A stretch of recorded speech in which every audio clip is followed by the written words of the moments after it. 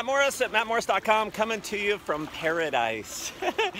Doing a Tahitian island cruise. We're actually on our company's incentive trip. We've got a couple hundred, I don't know, about 250 of us here on the ship that you can see behind me, the Paul Gauguin.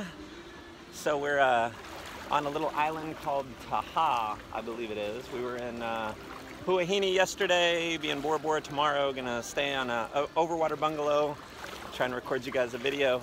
So I thought I'd do a quick video here before I had more than a couple drinks in and give a quick lesson here. And you know, God, it's so amazing here, and I just have such a huge desire to have you, yes you that are watching me, enjoy these experiences, because you know, I look at myself when I got started in network marketing, I was really, really bad. It took me 5 years, 5 long, hard years to get full-time.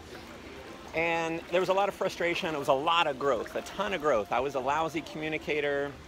I was, you know, bad at sales. I was just bad at everything. I lack of confidence, self-esteem. I thought I was too young. I thought I wasn't smart enough. I mean, all the challenges I had. So I figured it out. And here's why I figured it out, because literally, what are the other options? What is the other option to be able to make hundreds of thousands, if not millions of dollars a year, have the time to enjoy it, be able to take a vacation every single month? That's something that I think everyone would want. And, you know, as I hang out with the leaders on the trip here, you know, average income's $500,000 a year or so at this point, and many are earning way more than that. Look, some fish swimming around here.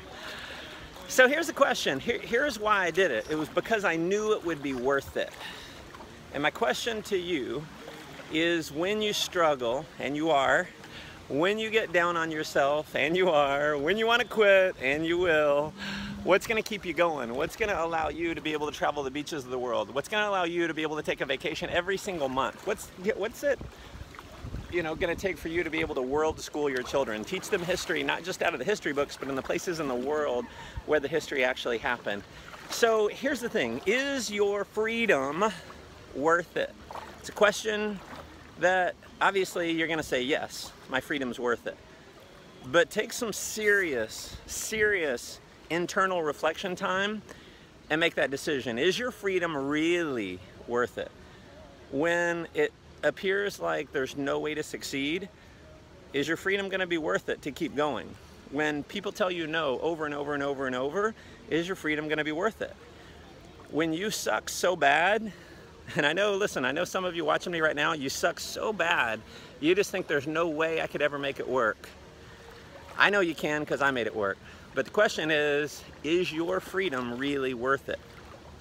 And so, what is your freedom worth? Obviously, you know, the old rule is, you know, if the only way to fail is to quit. That's not true. I mean, you could stay in your company for the next 30 years and never make it work. So you can not quit and still fail. So, what's it worth? Is it gonna be worth going out and getting rejected massively? Is it worth other people thinking you're crazy? Is it worth having a temporary loss of social esteem from ignorant people? Because that's honestly what it's gonna take. Is it worth 1,000 days, 1,000 days of putting your head down and running as hard as you possibly can? 1,000 days, you know, 3 years or so. Is it worth? Is your freedom worth? Is this lifestyle, being able to travel around the world, is it worth 1,000 days? Listen, if you're gonna live to be 80 or so, you're gonna have 30,000, approximately 30,000 days in your life. So can you take 1,000 and just take that season of your life and run hard? If I look at some of my buddies here on this trip, they took 1,000 days. They didn't look left, they didn't look right. They put their head down and they ran for 1,000 days. They were severely out of balance. If you're asking the question, how do I have balance and hit the top? You don't. You get unbalanced, very unbalanced for 1,000 days. You work as hard as you possibly can. Again, blinders on, total focus. And I look at the leaders on my group, man, so many of them, and it doesn't matter if they're in the US, Singapore, Malaysia, in Africa, Kenya, South Africa, all over the world. It's the commonality. The leaders on my team that have done it, my buddies here on the trip, they took 1,000 days.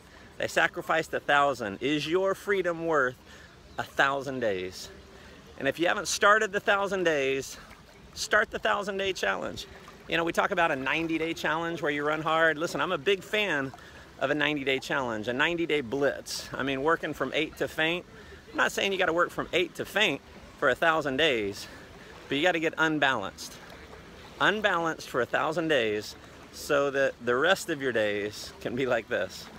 No time worries, no money worries, doing something that you love, making an impact in the lives of other people.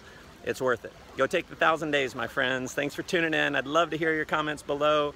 If you think this can add some value to some others, share it around. And if you haven't subscribed to my newsletter, hop over to mattmorris.com, put your name and email address in, and you'll get these videos delivered to your inbox every single week. So cheers, my friends. Go make life an adventure.